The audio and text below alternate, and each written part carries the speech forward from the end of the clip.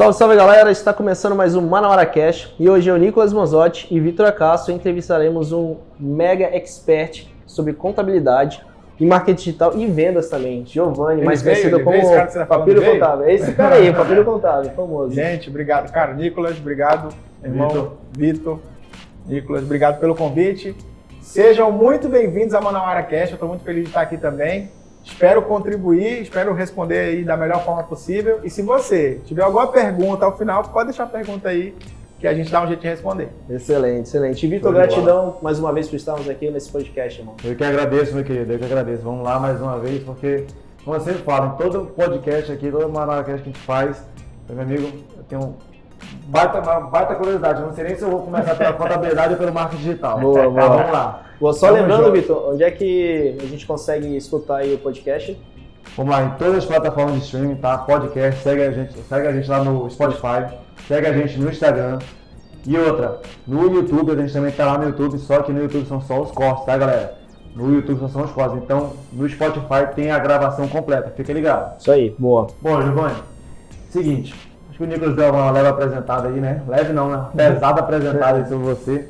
E assim, eu tenho certeza que muita gente da área da contabilidade deve conhecer você. Mas assim, para quem não é da área da contabilidade, fala um pouquinho de quem é o Giovanni, um pouco do Papiro Contábil, né? De quem é dessa empresa que você conseguiu formar, dos números que você tem, para o pessoal ter uma ideia do impacto que a empresa está formando hoje.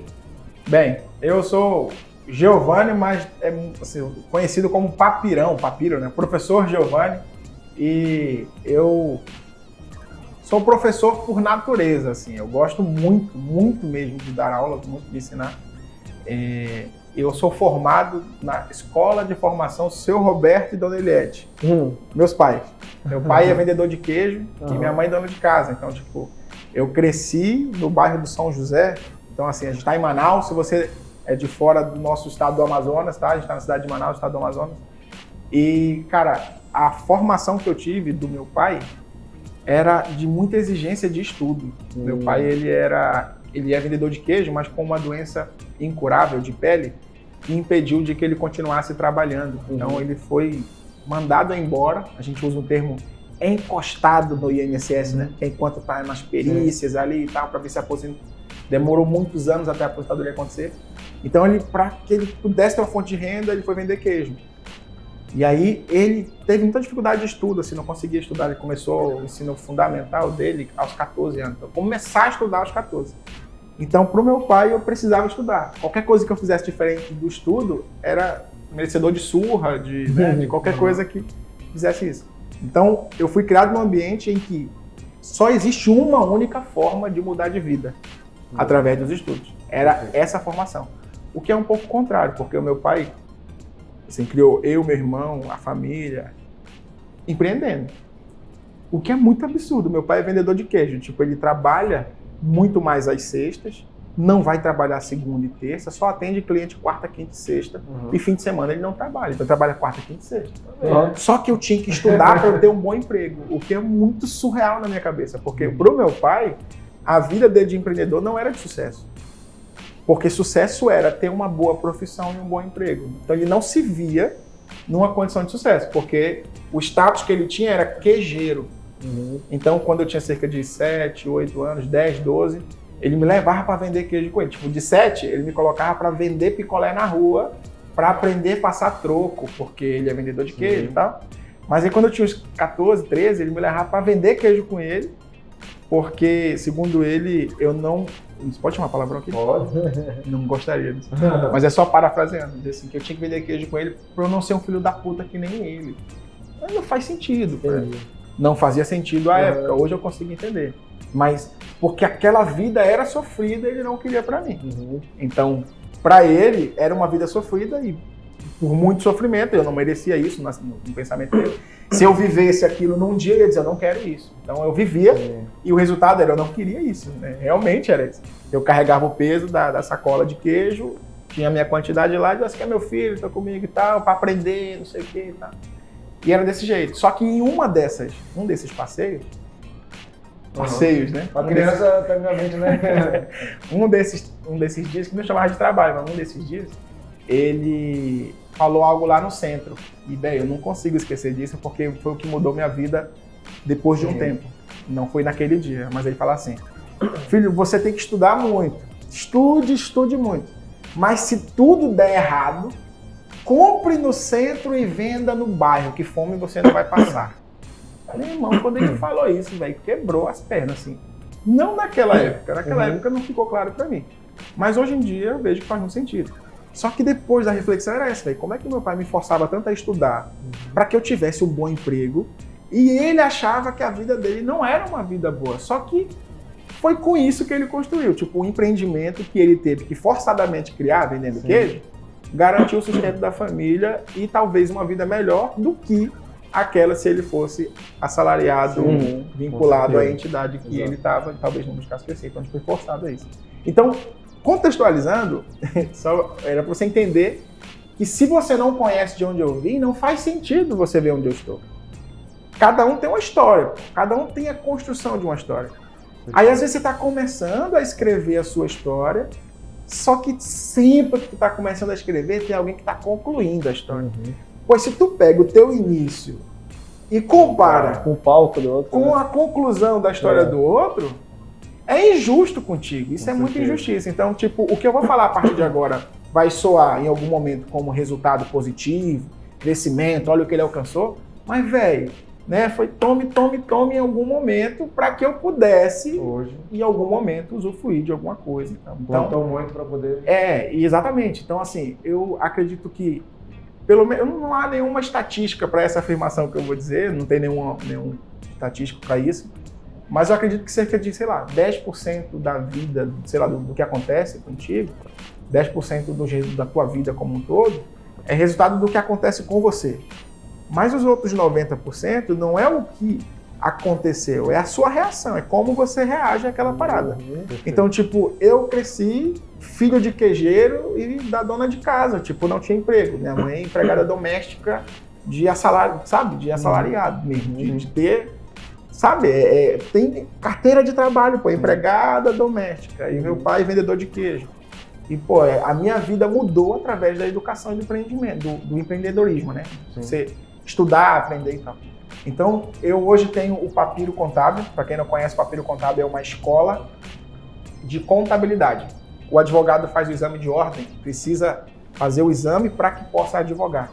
Muita gente não sabe, mas o contador também. Então, o cara se forma ali em psicologia, administração, ele pode exercer a profissão. O advogado não pode advogar, né? Tem alguma atividade que ele faz, mas advogar ele não vai poder enquanto não aprovado. O contador da mesma forma. Enquanto ele não... Eu sou um que não sabia. Não sabia? Contador. Pronto. Aí como o contador... Não sabia porque a minha noiva contador? Contador. Massa, velho.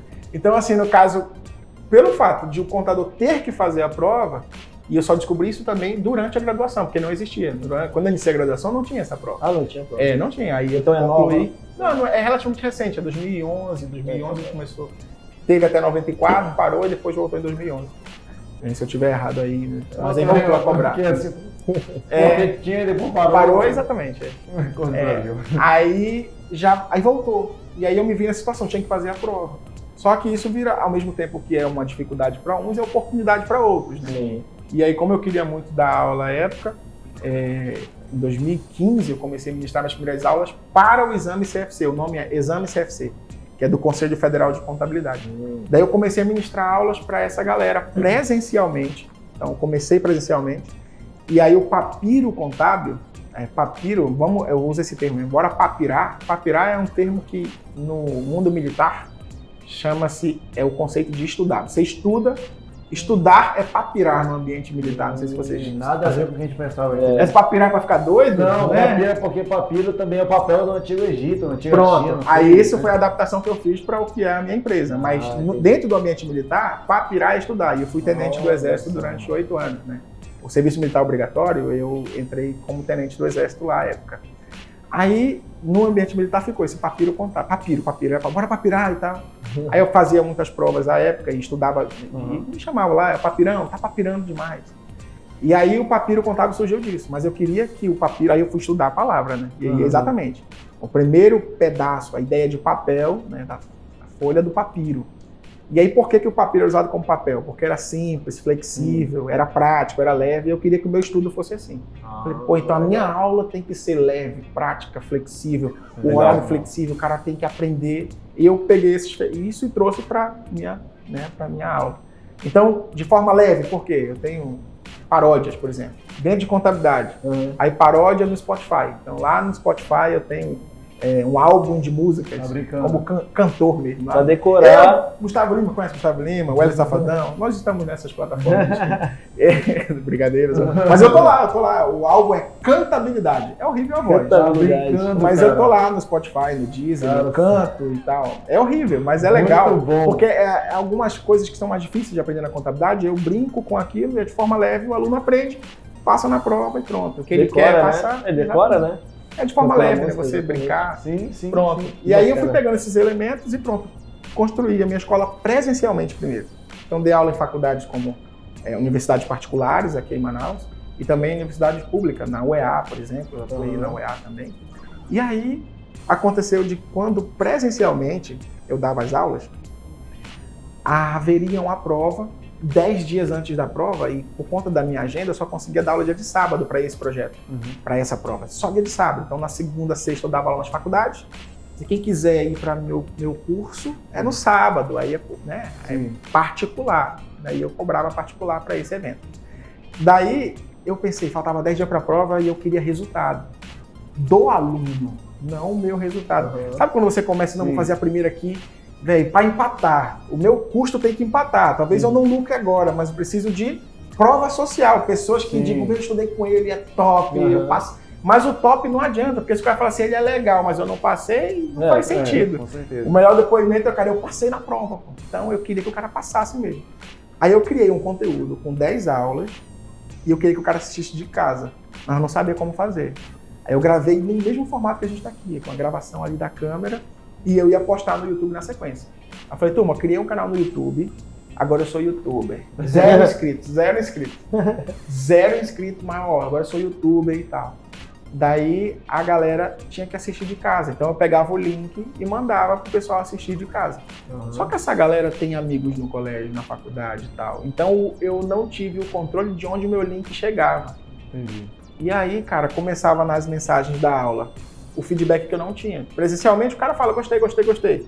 Só que aí vem, pô, tem curso online? Começa as perguntas. Eu não tinha intenção. Eu não fiz a gravação no YouTube para vender um curso online. Eu fiz para que o meu aluno do presencial assistisse de casa, pô. Foi assim que surgiu. Era para o cara conseguir assistir de casa. Então, gerando valor para quem está perto. É cuidando de quem está aqui perto que eu vou atrair quem está distante. Porque o cara está aqui perto. Sim. Não tem como eu ficar... Eu vou deixar de cuidar de quem está perto para alcançar quem está longe. Aí não faz sentido, isso não faz nenhum sentido. E aí eu estava cuidando de quem estava aqui, esse alguém estava gostando e mandando o link para alguém. Aí começa, falando aqui de Cacoal, eu não sei se estou falando o nome certo, Rondônia, não sei se é Cocoal ou Cacoal. Estou aqui, cidade, desculpa dele, pessoal. Estou aqui de Cacoal, eu não conhecia o município, eu não sei onde é. Aí, pô, legal. E aí começou a galera a agradecer. Patos de Minas. Eu falei, caraca, onde é isso? E a galera no YouTube agradecendo, dizendo que é legal. E tem curso online? Eu falei, opa, temos uma oportunidade aqui. Sim. Pronto. E aí de 2015, que era só presencial, 2016 eu comecei o online. E daí, de lá para cá, a gente já está cerca de 3 milhões de faturamento. Nossa. Do zero, de um conteúdo online entregue ali. A intenção era ajudar quem está perto. E quando eu disse esse indicador, para algumas pessoas seria um indicador para você visualizar o cenário do impacto, tá? Mas ele partiu de um princípio básico, gerar valor para quem está perto. Gerar valor para quem está perto, e aí, naturalmente, as pessoas tendem a ser recíprocas. Sim. Então a gente tem aí mais de 5 mil alunos que já participaram com o curso pago, né? Um curso que... Agora, impacto a gente tem em número muito maior. Tem cerca de 30 mil inscritos no YouTube, 30 mil seguidores no Instagram. Uma dúvida, Giovanni. O CFC é federal, então obviamente serve para qualquer pessoa do Brasil que quiser fazer. Exatamente. Mas é um qualquer pessoa bem nichado. Às vezes a pessoa acha que para ela ter um produto digital, por exemplo, a gente vai falar um pouquinho de empreendedorismo aqui também, né? ela acredita que ela precisa ter uma audiência gigante e é normal que você precise ter audiência. Mas no meu caso, a cada prova que é aplicada, só são 2 provas por ano, a cada prova só a soma de inscritos é cerca de 50 mil pessoas. Então são cerca de 50 mil pessoas no Brasil. E aí há muitos outros professores, outros cursos que oferecem o mesmo produto. Então a média é essa. Vez ou outra aumenta um pouquinho mais e tal, mas a média é 50 mil pessoas. Então, não é que eu tenho 50 mil alunos naquela prova. 50 mil é o meu público máximo. Porque se o cara não vai fazer a prova naquele momento, provavelmente ele não compra um produto para aquela prova. Então, eu vou gerando valor para ele desde a base, a época da graduação, a época da faculdade. Aí ele vê que aquele cara está ajudando. Aí quando chega a época da prova, ele se torna um aluno. Então eu não vou trabalhar só em prol de quem já é meu aluno, mas de quem vai se tornar aluno em algum momento. Então eu faço parte da trajetória do cara ali. Então eu não posso pensar que eu só vou conseguir se o meu nicho de atuação tiver ali, sei lá, milhões de pessoas. Tem que procurar uma... Não, cara, tem que ser um problema. Tu resolve um problema, velho. Um problema que você resolve, você já consegue ter um produto. Porque tudo que a gente compra hoje é para resolver um problema. Eu tô com sede, eu compro água para resolver um problema. Então, se você é capaz de resolver um problema, pronto, você já tem um produto. Né? Eu acredito nisso. Como você falou, se isso é nichado, então é o meu entendimento que deve ter poucos concorrentes.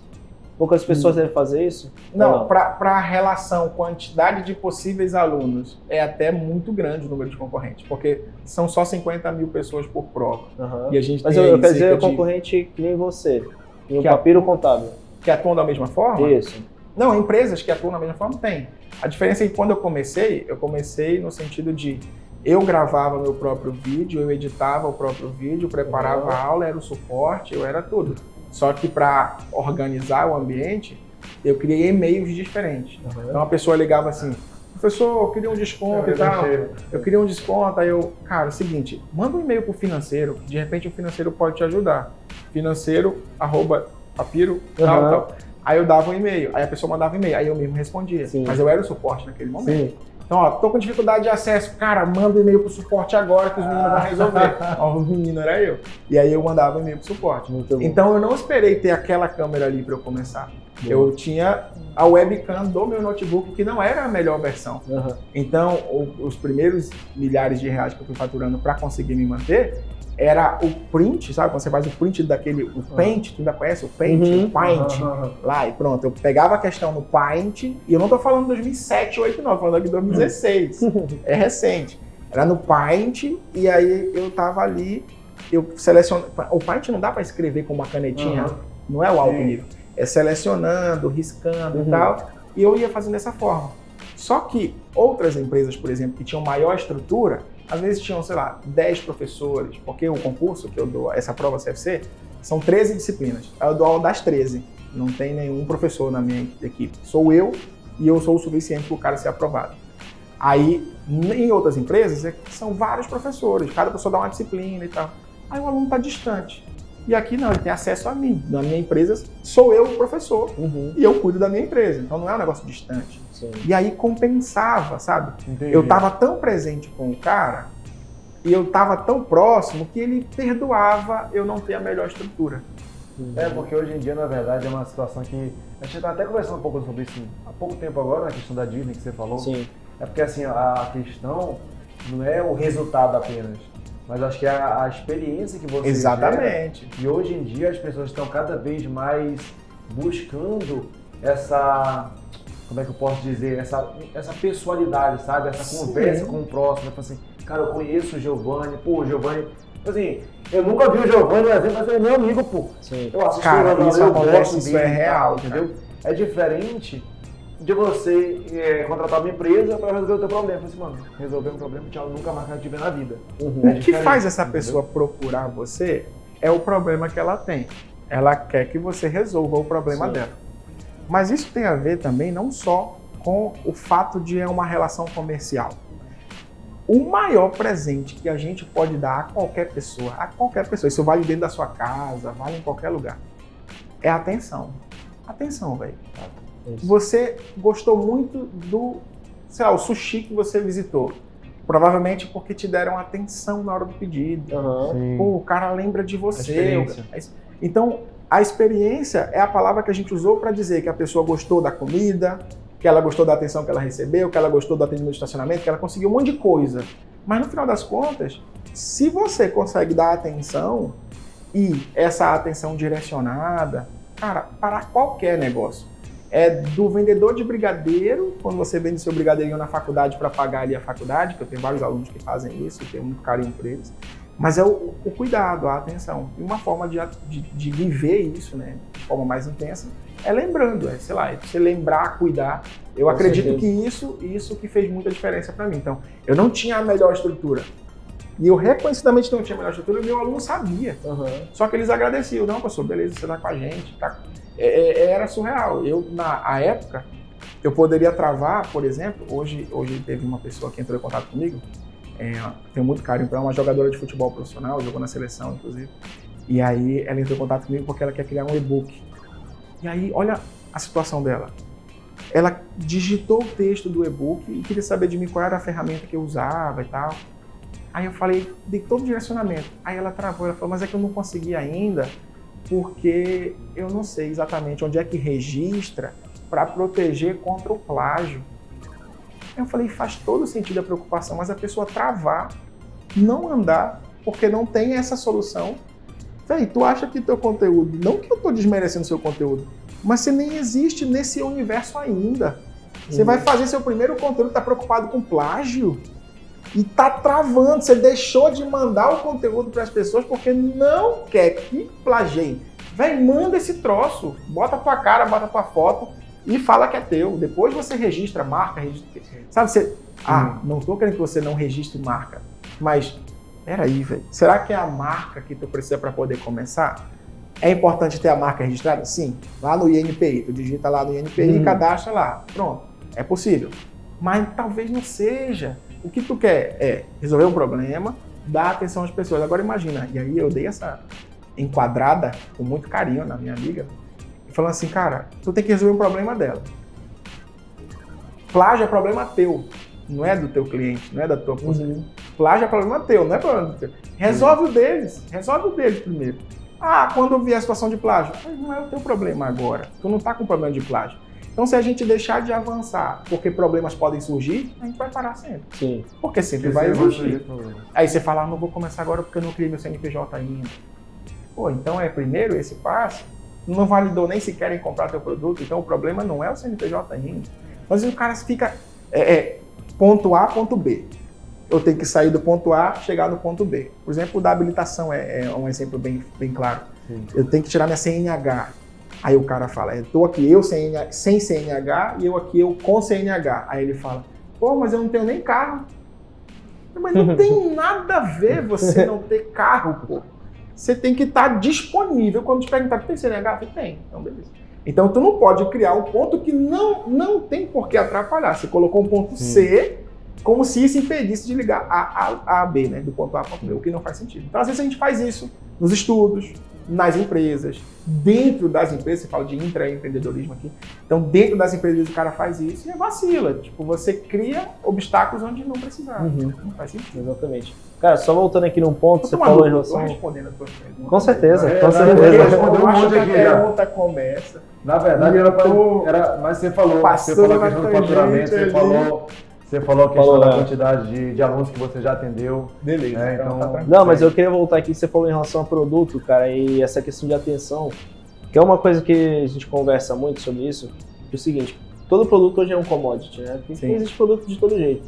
Então, o que muda é a experiência que você vai gerar para quem está comprando isso, né? Sim. A solução e a experiência de forma geral. Isso vai agregar mais valor, né? Sim. Então, isso que você falou em relação a eu estava mais próximo, eu dava mais atenção, acredito que isso realmente foi o que te ajudou a crescer naquele momento. Só que aí, imagina, se eu fico... Isso foi 2016. A gente aqui em 2021 não justifica, mas eu estar com a mesma condição que eu estava naquela época. Então, eu tinha como ideia clara o seguinte, eu tenho que fazer o melhor que eu posso com as condições que eu possuo. Enquanto eu não tenho condições melhores, serve Portela. enquanto eu não tiver condições melhores. Mas quando eu tiver, eu vou fazer melhor. Exato. Então o que eu não posso é esperar a condição melhor para começar, que aí é surreal. É injusto e eu vou travar. Sim. E é até justificável, porque se eu sentar para conversar com alguém, pô, eu até queria, mas não tenho. Aí você vai dizer, normal, isso aí mesmo. Quando tiver, faz. E se não tiver nunca, não vai começar, velho. Não vai, pô, não faz sentido, né? Exato. E ainda tem a lei da atração aí, né, cara? Porque de você, começar, né? É, você começa e vai pensando ali, vou começar a pensar maior aqui, agora o próximo passo, e isso vai crescendo. É que nem se for em relação a CNH, né? Ah, não tenho um carro hoje. Não, mano. Tira o primeiro CNH, faz o primeiro passo. Vai pensando que daqui a pouco você vai precisar dirigir. Não faz sentido. Eu achei muito interessante um ponto, sabe o quê? Mas ele falou da equipe dele. Equipe, né? Equipe. Eu lembrei Eu da empresário. A gente gravou recentemente com a Sheila Cintas. E aí ela era a mesma Acho situação. que a maioria, né? Quando a gente começa. Era a mesma situação. Ela falou assim, ó, você liga pro financeiro. Cara, ela tinha um nome realmente pra outra, tipo assim, era ela, mas ela se dava montava o o nome. nome. Você fala que com a massa. Silvia do financeiro. A turma da Silva. Que massa, velho. Parabéns, Exatamente, Sheila, parabéns. muito Parabéns bom. mesmo, cara. Bom, aí você não falou de quantos colaboradores hoje tem lá. Cara, eu queria hoje entrar a nesse gente assunto, tipo, você cresceu de com estrutura, pessoas lá, né? O Eu sei que marketing você representa digital, muita gente, na empresa, né? Mas eu tirando continuei você aí. ainda. O marketing digital ele te dá a possibilidade de procurar ter estrutura enxuta. Né? Hoje eu tenho uma estrutura com 6 pessoas. Eu mais 6 pessoas trabalhando comigo. A gente já teve ali 10 pessoas trabalhando, aí ao mesmo tempo você vai se adaptando para que você tenha uma estrutura mais enxuta possível e ao mesmo tempo tenha o melhor resultado. Então hoje eu tenho 6 pessoas que trabalham comigo. Aí dentro desse ambiente a gente tem uma pessoa cuidando de tráfego, né, para captação. A gente tem o tráfego, caso ainda não seja um termo muito claro para você, é quando você vê aquele patrocinado no Instagram, por exemplo, né, uma das formas ali, patrocinado no YouTube, quando vem um anúncio, pronto, para que o meu conteúdo chegue a mais pessoas. Então tem alguém cuidando disso todos os dias. Aí tem pessoas que cuidam de suporte, tem um designer. Eu tive dificuldade um tempo para chamar de design. Eu falo assim, ó, é a menina que trabalha nos vídeos, a menina dos vídeos. E aí quando eu ia para reuniões, assim, congressos, eventos, aí a pessoa dizia assim, eu tô contratando um Movie Maker. Aí, Movie Maker, que é o cara que faz os vídeos, né? E eu tenho um menino, quem que é teu Movie Maker? Eu falei, cara, tem um menino que faz meus vídeos lá, que ele não sabia. Quando eu contratei o cara dos vídeos, ele não sabia fazer vídeo. Quando eu contratei o do tráfego, ele não sabia fazer tráfego. Quando eu contratei, as pessoas que trabalham comigo, elas não sabiam fazer o que fazem. O meu primeiro site foi criado por mim. Então, quem cuida do meu site hoje não sabia fazer site quando eu contratei. Então, eu contratei pessoas. Tu ensinou. E aí eu ensinei essas pessoas e aí agora elas atuam comigo. Então, tipo, eu não... Então, porque na verdade no começo, não você realmente, você fazia seus vídeos, você Era fazia suas fotos, site, tudo era você. Tudo era ele. Cara, mas é a melhor forma, né? Você contrata pessoas pelo comportamento dela. Exatamente. E esse tipo de coisa... Você apostar na pessoa, isso. né? E você consegue ensinar a Sim. pessoa uma técnica, por exemplo, a editar vídeo. Você consegue ensinar. Mas não consegue ensinar a pessoa a sorrir, por exemplo, a ter Exatamente. ética, a moral, entendeu? E o ambiente que eu trabalho, eu gosto muito do ambiente, assim, leve, sabe? Feliz. Hoje, o meu time de funcionários, no horário de trabalho, saiu para almoçar e foram se vacinar no horário de trabalho. É leve, é para ser um ambiente leve. Sim. Então, assim, é parceria. Tem a ver com o papiro. Tem a ver com o meu time. A gente... Com o nome da empresa. tem que ser leve pro meu time também, não é só o estudo do cara. Legal. Então, assim, esse é um exemplo simbólico, mas tipo, a gente vamos almoçar junto, é uma coisa bem leve, assim, a coisa de trabalho, é surreal. Legal. E eu acredito que você falando assim, tem 6 colaboradores, mas eles conseguem fazer isso de uma forma exponencial para os alunos, né? Da forma que você os teus 6 ali faz a mesma coisa. Eles conseguem fazer o suficiente para atender o momento. Então, hoje, eu estou na situação de fazer o melhor que eu posso com as condições que possuo. Eu não tenho a sensação de que falta alguém. Cara, e voltando ao nosso lado do CFC, né? Você dava aulas, né? Lecionava na faculdade e aí começou a postar os vídeos no YouTube, viu uma demanda, né? E aí começou a divulgar o curso. Sim. Mas aí conta pra gente como é que foi essa trajetória até que tu fala assim, agora eu vou montar o curso e até hoje, como é que tá a situação? Cara, a demanda surgiu nesse momento, né? Eu não precisei criar, era tipo assim, quando você tá numa praia, as chances de você comprar água ou bebida, ela é muito real, muito próxima.